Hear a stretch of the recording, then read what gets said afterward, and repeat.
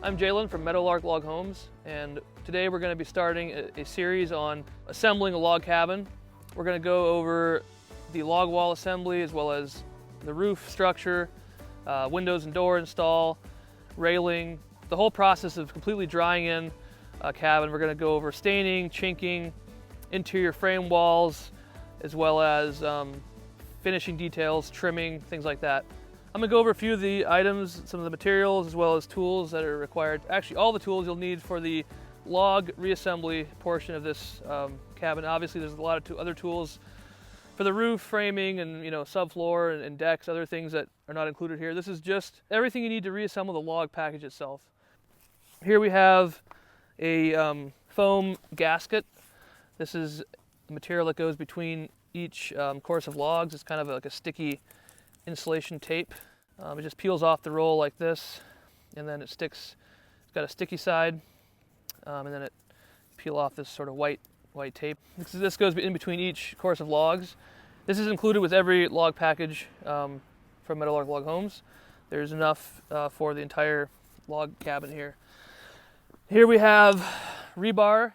This is 3/4 inch rebar, 10 inches long, and these will go in between each course of logs as just a structural fastener. These are dowels. They're hardwood dowels.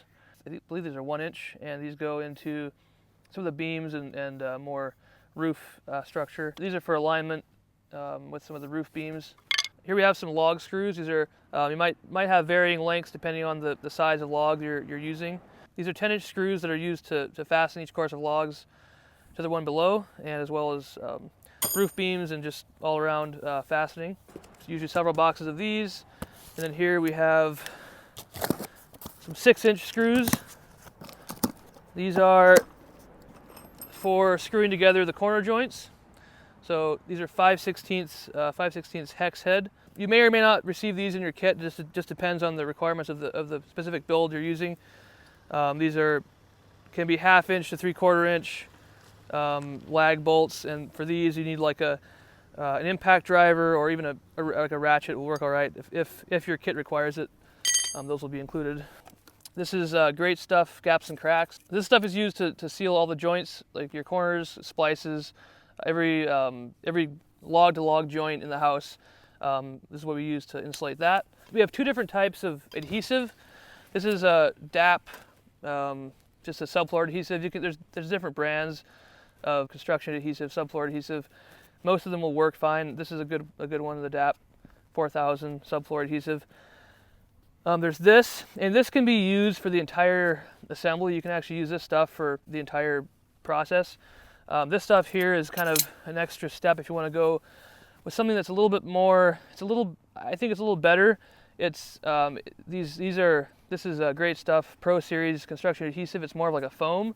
It goes into an applicator like this. There's an applicator gun. This screws into the top, and then the downside to this is that once you put your log on top of this foam, after it's been set, you can't move it very much, and that's where certain areas of the house you want to have some of this, at least for a couple areas, and we'll go over that. Specific places where you want to be able to move the log after you've set it in place.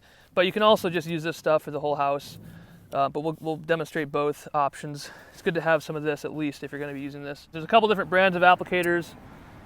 You can get them at Ace or Home Depot. This is like an off-brand one, pretty standard. The adhesives do not come with the log package.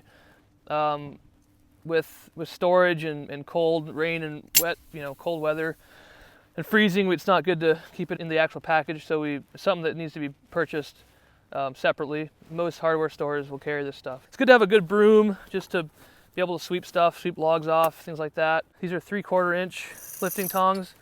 They usually sell them at like machine shops or logging supply stores. You can usually find them in hardware stores. And then just a good heavy duty lifting strap like this is essential as well. So you need a set of those. And then a blower is obviously just for all around keeping logs clean and keeping your work areas clean. This is just a small Milwaukee. This is a good size blower. It's about all you need. So you're gonna also need a can hook, so like a log turner. A small one like this works really good. You can get these most hardware stores or whatever, but definitely need this for maneuvering logs around. And then for the drills, I like to have a couple of sizes of drills. You can get away with one. If you're going to have one, you want to have a decent size one that can put long screws in and not if it's battery. The DeWalt Flex Volts are good. Milwaukee makes good ones. Makita does as well, or corded ones are fine. But one of these works really good for doing the shorter screws, fastening corners and joints. So this is a good option. Or this is a really good one as well. It's just a shorter DeWalt. This is the DCD 444, and this works really well for doing joints and stuff. So I've got a couple different ones here. You can obviously just get away with one, but it's good to have a few. Makes the process go a little quicker. This is a 5/16 hex bit for the screws. And then you're going to need a 1.5 inch ship auger bit like this. This is 1.5 inch diameter. This is for punching electrical holes through the floor. You're going to need a big square like this. This is I think it's a 18 by 24, just a big framing square. And then a string line is also essential. You can use a chalk line, works fine too, but some kind of a string line. And then here we have a bottle jack. And this is something that you don't always need it, but it's pretty much most of the time for moving log walls around for the crossing row and basically adjusting logs at certain stages. This is a 2-ton, probably about the smallest you want to have is a 2-ton. Bigger is better. We have a tape measure. This is a 100-footer. You usually don't need a 100-foot tape like this. It's nice to have. I think for most cabins, smaller stuff, you can get away with like a 30-footer or 35-foot tape. This is just a glue gun for your glue, so pretty standard right there. You need a good sledgehammer. This is like a 12-pounder, I think. This is a big sledge. You don't need a sledge this size, but just a sledgehammer of some kind to move logs around. And then here I just have a standard tool belt with hammer, tape measure, a small square like this, like a 12-inch is good to have. A little level is good. Pretty much just standard tools like a cat's claw, chisel, just sort of the standard outfit of tools is essential as well. All right, these are the log bundles here. There's about 7 or 8 of them for this cabin, and they're just stacked in the side here, and we're gonna spread these out in this flat area right here. Each bundle is labeled with a number, and you can see this is a 2 here, this one's 8, that one's 5. The number that's on this bundle represents the lowest number of log in this bundle. So in the end, if you look at the end here, you can see there's a 5 here, 8, 6, 9, 7. So there might be various rows. They're not all together in a row. It's not all 5s. There's obviously 5s and numerous other courses, but that 5 is the lowest number in this bundle. So when you open this bundle, you're not going to have a 4 in here or a 3. Usually you're going to have just a 5 and up.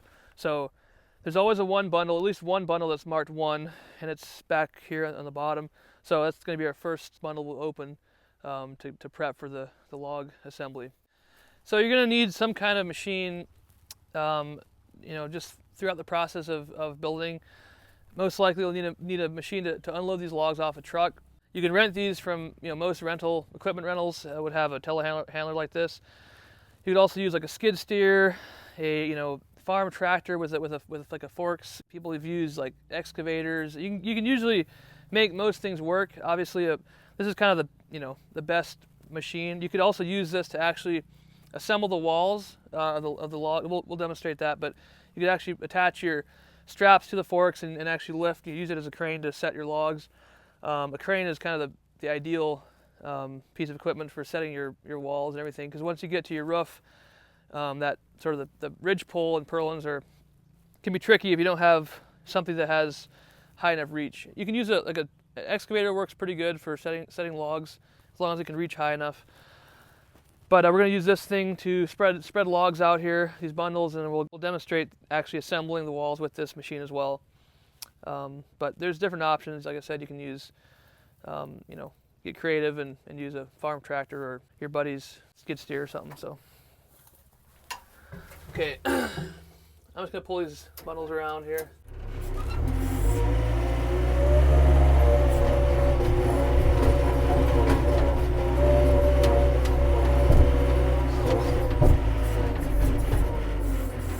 You want to be really careful when you're picking these up with your forks you don't want to stab into the logs, so just take your time, and the ground is really uneven here, so you want to make sure you have, a nice approach here, centered up,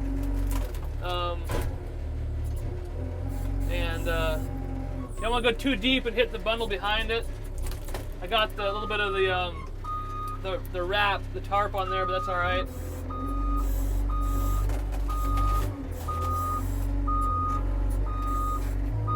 Want to be as gentle as you can with these bundles you don't want to shake them up too much. It might, fall. The logs could roll or fall apart. So.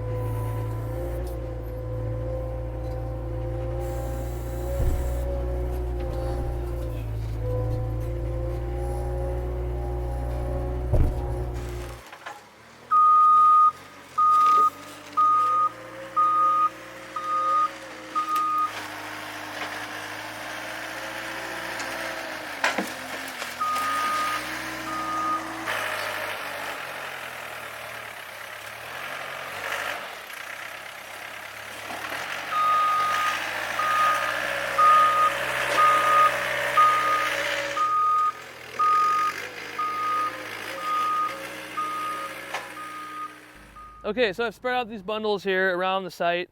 Obviously, you might not have enough room around your site to be able to spread everything out like this. If you have to, keep your logs in a pile or a stack and take as you need off of it, that's fine. You'll want to start with your lower numbers and then work up. But in this case, I've got plenty of room to lay these out. So here I basically you want to keep these bundles apart wide enough. You want to give it a good 10 feet in between each bundle, so that you can spread logs out in between. If you put them tight together, then you're kind of stuck with a little, just not a lot of room to work with. So we're gonna have the crane come in right here in this clearing, so I've left space for that. If you have, it's a kind of a strategic process. You want to make sure you can, if you're using like a loader like that to set your logs, you might want to leave some space around your site so you can get from different sides. So you have to just kind of make sure you're taking into consideration, the type of equipment you have and the space you have. So in this case, I've got pretty much all the room we need and get to most of the way around. And we're gonna have a crane, so the crane will come right in here and sit in this clearing, and then it can reach obviously all these bundles. And then out there, I've got the roof beams in that out there, kind of out of the way. That's kind of the last thing we'll do then. So. That's pretty much kind of a basic setup for the logs themselves. So we'll actually open some of these up and we'll start to spread those out and demonstrate that process. Okay, so I'm going to open this bundle up here. Step one, obviously, take these straps off. A hammer works pretty good to kind of break the straps. Just using like a claw, or you can use a tin snips or like that. And then what works really well is if you can get this tarp here to actually lay it on the ground. We'll peel it off the backside here, and we'll peel it over and just lay it out on the ground right next to the logs. There's some weeds holding this up, but they'll go down with the weight of the logs. So once that's laid, it's nice to lay that down. It keeps the logs off the dirt. You want to try to keep the logs off the dirt, especially if it's muddy, as much as possible. If it's nice green grass, maybe that's not, that's not too bad. But it usually works really well to save these tarps, lay them out, and then you can actually lay these logs on these tarps. So we'll roll this down here. You can roll it to the outside edge.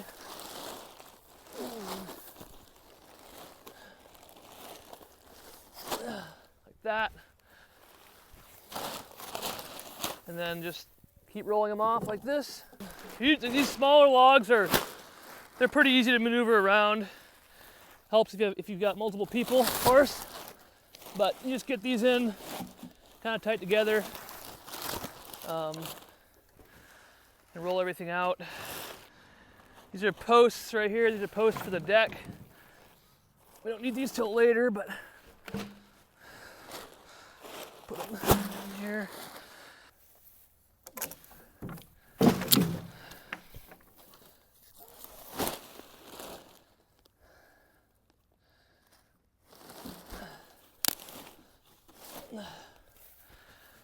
Sometimes the tarps, there's not quite enough, just not quite big enough, but usually you can make it work.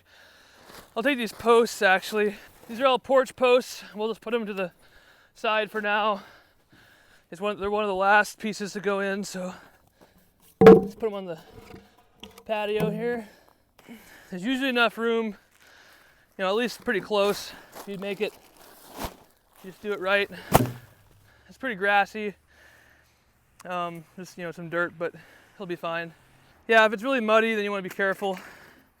It's pretty dry. We got a lot of grass on the ground, so it doesn't. I mean, you can always clean the logs off later, but it just makes it more of a hassle. All right, I'm gonna go over the process for applying this stuff. It works the best to do this on the ground before the log gets put up. You can actually lay out all your logs beforehand if you have the room, and apply this to everything, and so it's all done. So that's ideal. If you don't have the space, then obviously you can do it as you go, but it works the best to just get yourself a bunch of logs done ahead of time. This is where a blower comes in handy. Obviously, once you spread it out, there might be some sawdust and things. You want to make sure that your logs are nice and clean.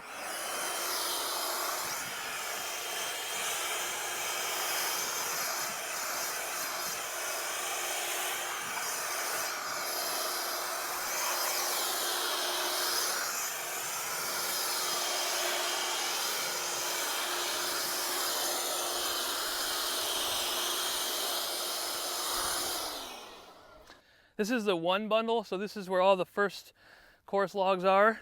And if we look, we can see this is the one log right here, one log right there, and so those are 1E, 1C, and 1E. Then we have 1B over here, 1A right here.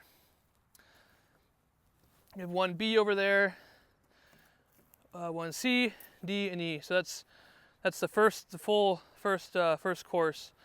So we'll start with those. It doesn't really matter what order, but obviously if we're putting these up first, we'll put this tape on those first. So these come in these big rolls. Just gonna open it here. I'm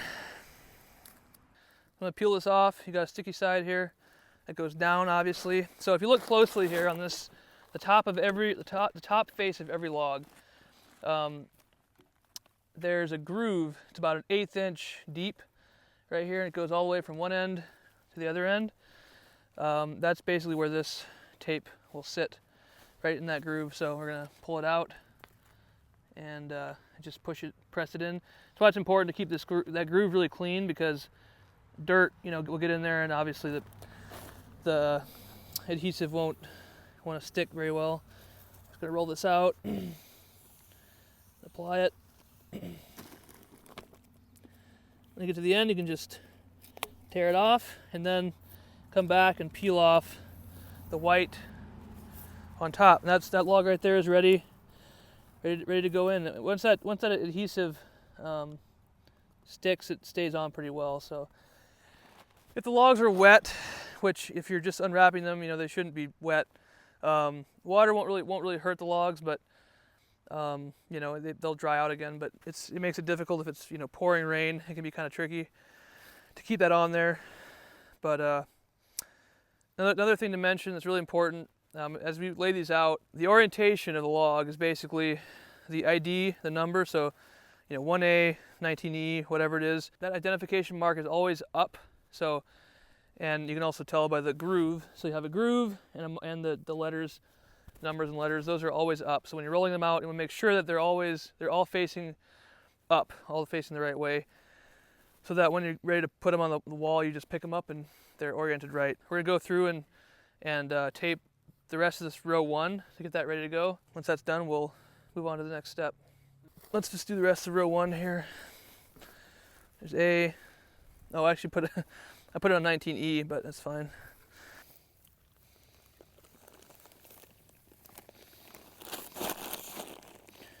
Gotta follow that groove. It's all just hand cut with a chainsaw attachment. So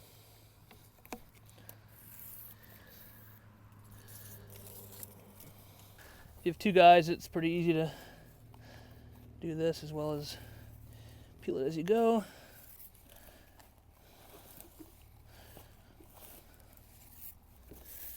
This is splinter heaven right here.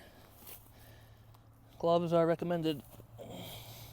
We're going to build a little stem wall around this slab.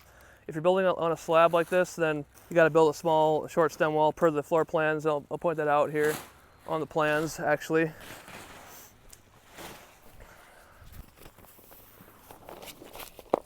So since we're building on a slab, we need a little wall under the logs, a little cavity to run wiring and plumbing.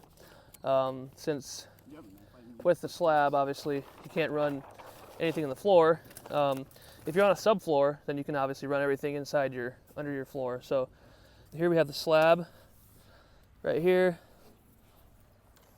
Here's the top of the slab, and then here's a little small wall.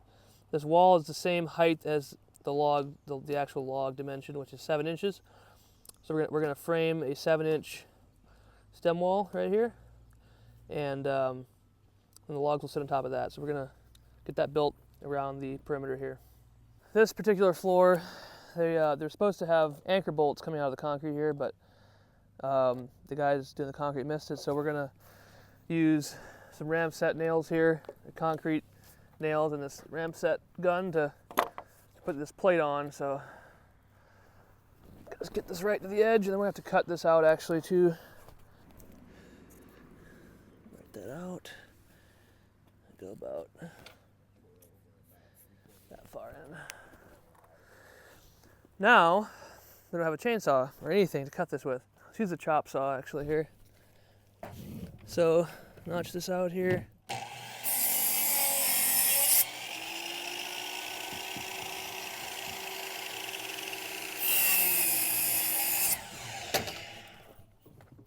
Okay.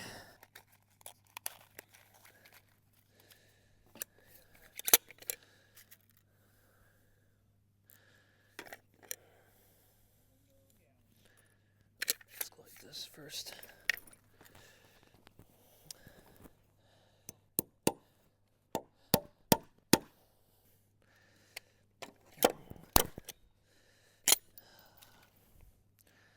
Take a few here.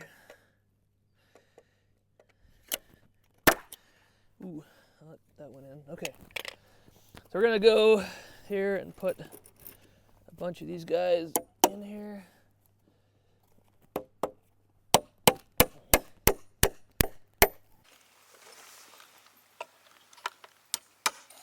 Where you want it? Good, yep.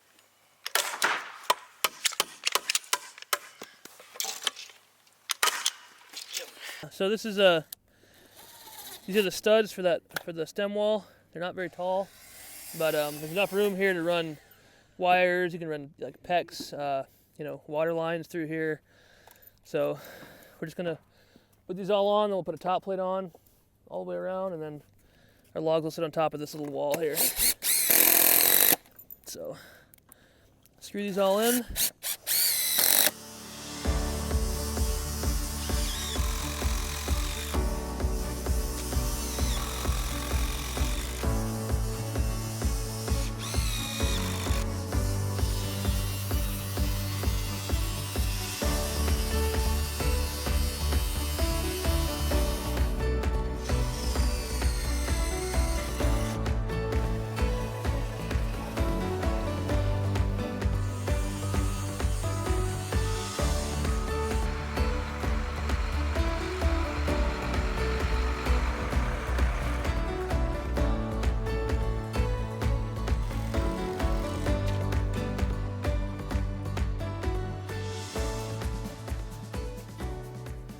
So we're putting on the, it's just an OSB sheeting around the outside of the stem wall here. So we frame the stem wall, I put on the sheeting, and then we got some metal flashing to go over top of this.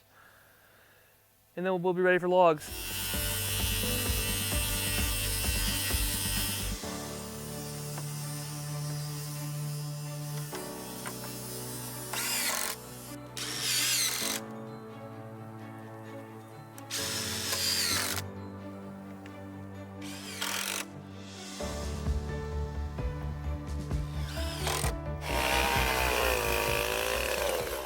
We got the sheeting around the stem wall, and the stem wall is built. Now we just have to put the flashing around the perimeter, and then we'll be ready for logs. This is 4x4 flashing. It's just going to go around the perimeter like this, and creates a nice water seal.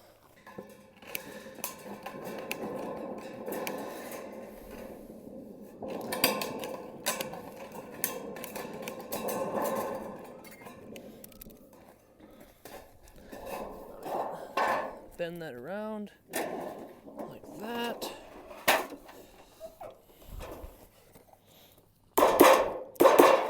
We're going to also put some fascia on top of this, so this is not a exposed piece here.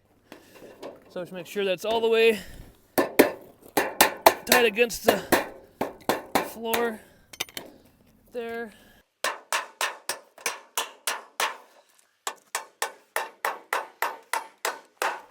So we finished the stem wall, and we've got the flashing on all the way around. So we're ready for logs, and so you can see here, you know, I didn't go crazy with the nails. I just put a couple nails in each piece. Once the logs are sitting on top of that, it'll, you know, the screws going through the log will obviously hold that flashing on really well. So I'll put a piece of like a trim or a fascia board out here, so this will never be visible. So the log will sit on top of this, and then we'll put you know, you can do rock work on the bottom here, you can do just a fascia trim board or whatever. So next step is logs. There's actually 2 spots that we need to watch out for with wall slots. We have a little wall right here next to the toilet that ties into the log wall here, and then here we have a wall that ends. So there's a wall that goes up against the log wall. It's a frame wall. And right where that frame wall stops, we're going to cut a slot into the logs. So I want to find that location and this one, and mark that so that we can keep our screws away from those two spots. So that one there, I'm just going to get I'm going to do a quick scale measurement here. This is a 1/4 inch scale. We've got 3/4 of an inch, which is 3 feet. So 3 foot off this back corner will be the edge of that wall. So we'll measure that out here. So there's 3 foot right here.